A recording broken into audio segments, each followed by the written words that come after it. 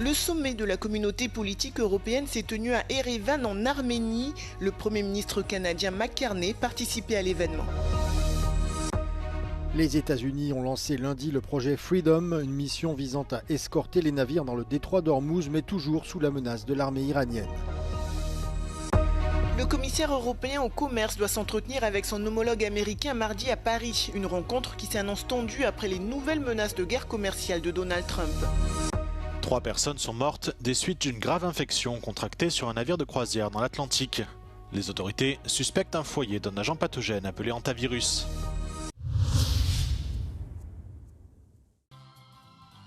Les dirigeants européens réunis pour une photo de groupe à l'occasion du 8e sommet de la communauté politique européenne.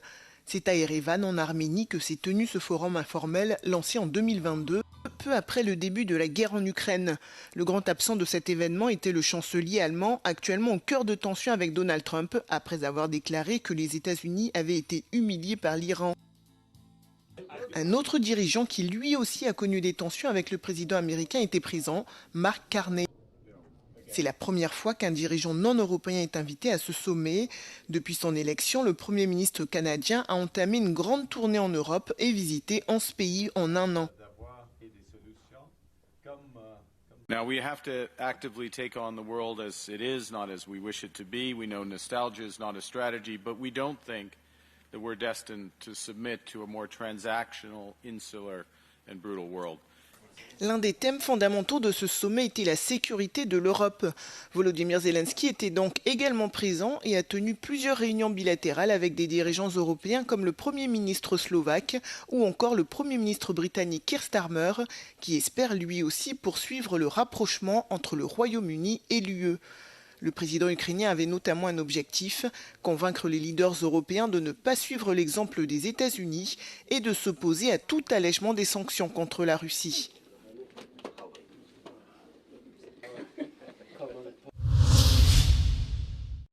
Les États-Unis ont lancé lundi le projet Freedom, une mission visant à escorter les navires dans le détroit d'Ormuz. La voie navigable est en grande partie bloquée depuis 2 mois lorsque les États-Unis et Israël ont lancé leur attaque conjointe contre l'Iran. Le soutien militaire américain comprend des destroyers lance-missiles, plus de 100 aéronefs terrestres et maritimes, des drones et 15 000 militaires selon le ministère américain à la guerre. Washington a appelé à plusieurs reprises ses alliés occidentaux à aider à rouvrir le détroit, mais beaucoup ont refusé de s'impliquer.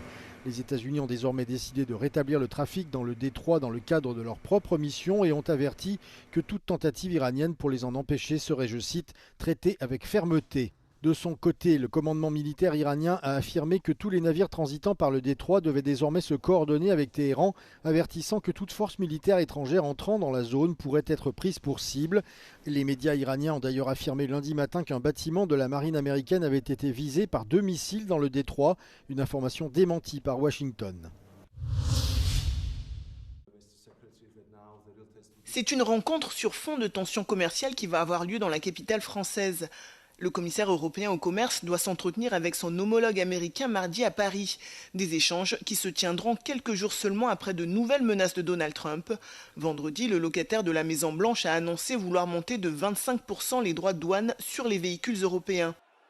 Une déclaration qui ne tient visiblement pas compte de l'accord commercial de Thornberry, conclu il y a quelques mois seulement entre Américains et Européens.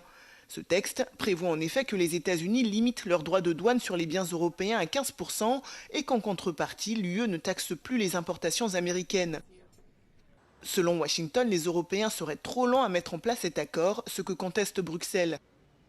L'Allemagne, elle, tente d'apaiser Washington car son industrie automobile serait fortement impactée si ces nouveaux droits de douane venaient à être appliqués. D'autant plus que le chancelier allemand est déjà sous le feu des critiques américaines après avoir déclaré que les États-Unis étaient humiliés par l'Iran. Face à ces propos, Donald Trump a annoncé le retrait de 5000 soldats américains présents en Allemagne.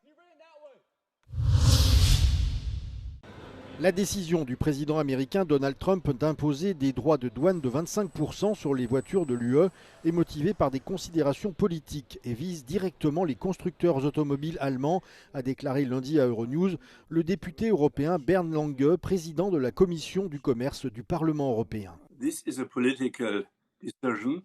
He is really angry against Germany. We just heard it.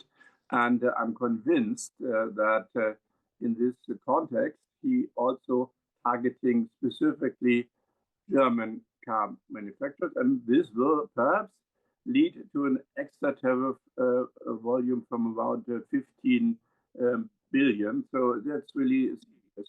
And of course, there are no legal or no economic reasons for that. This is really politically against Germany. Ces propos de Bernd Lange interviennent quelques jours seulement après la menace de Donald Trump d'imposer des nouvelles barrières douanières. Une décision qui sonne comme une réponse brutale aux critiques du chancelier allemand Friedrich Merz concernant l'intervention américaine en Iran. Le président américain ne décolère pas, il accuse ouvertement ses alliés européens de faire cavalier seul en refusant de contribuer aux opérations militaires de Washington. Pourtant, si ces taxes entrent en vigueur cette semaine, elles briseraient un engagement historique. Ce projet enfreint directement le plafond de 15% qui avait été convenu en juillet 2025 lors du sommet entre Donald Trump et Ursula von der Leyen. À l'époque, cet accord était censé ramener la paix commerciale après des mois de turbulences liées au retour du protectionnisme américain. Mais aujourd'hui, Bernd Lange le concède, cette trêve semble plus fragile que jamais. La crise du logement est de retour à l'ordre du jour européen. La Commission et le Parlement co-organisent mardi une réunion de haut niveau sur le sujet.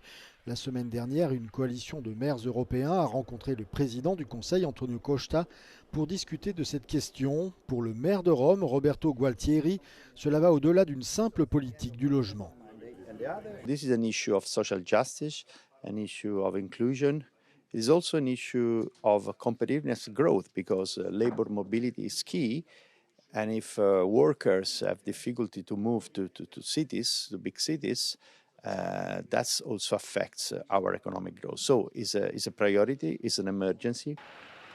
Selon la Commission européenne, les prix de l'immobilier dans l'Union ont bondi de plus de 60% depuis 2013. Sur la même période, les loyers ont augmenté en moyenne d'environ 20%, avec des hausses encore plus marquées dans les grandes villes. À cela s'ajoute une situation structurelle tendue. Près de 20% des logements restent vacants, tandis que les locations de courte durée ont progressé de 93% entre 2018 et 2024. Par ailleurs, le parc de logements sociaux ne représente que 6 à 7% du total dans l'UE. Face à ces déséquilibres, la Commission estime que l'Europe devra construire plus de 2 millions de logements par an pour répondre à la demande actuelle.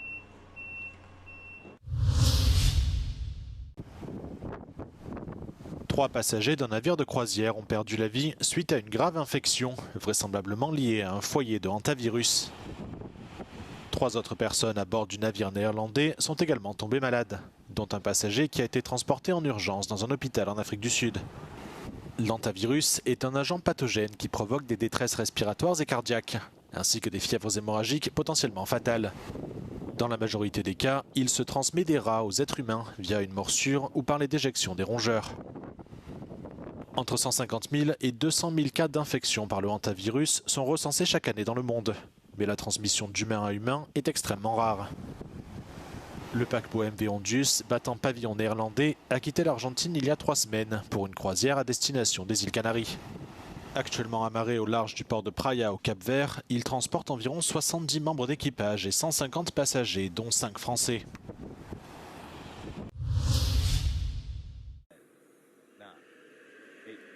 Quatre satellites grecs sont désormais en orbite autour de la Terre dans le cadre de la mission Hellenic Space Dawn, après leur lancement réussi à bord d'une fusée Falcon 9 opérée par SpaceX depuis la base aérienne de Vandenberg en Californie. Conçus pour la détection précoce et la surveillance des incendies, ces satellites équipés de capteurs thermiques sont capables de localiser les foyers en temps quasi réel. L'objectif, permettre aux autorités grecques de réagir plus rapidement, d'améliorer la coordination des opérations et de prendre des mesures plus ciblées, en particulier durant les périodes à haut risque.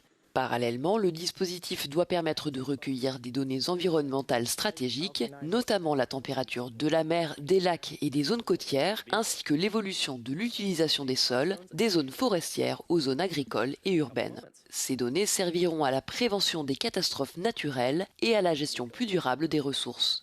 La mission inclut également 2 microsatellites expérimentaux dédiés à la surveillance des navires et des côtes, ainsi qu'à l'expérimentation de nouvelles technologies dans l'espace.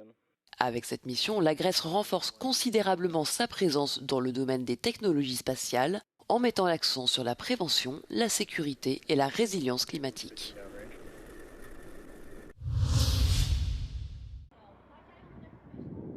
Berlin, longtemps la destination touristique par excellence en Allemagne, semble désormais perdre de son attrait.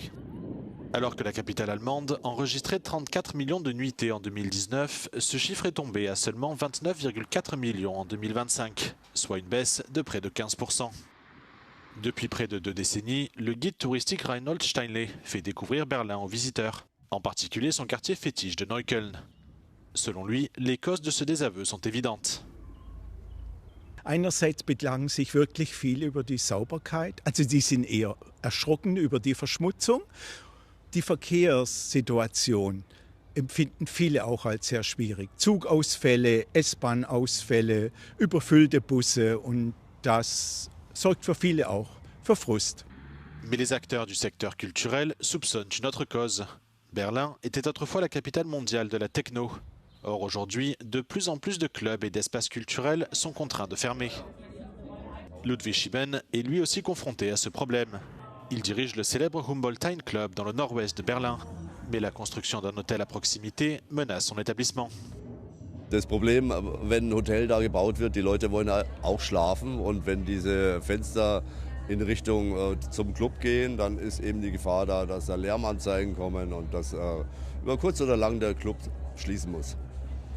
C'est un problème qui touche environ la moitié des clubs berlinois d'une manière ou d'une autre, selon le groupe d'intérêt Club Commission.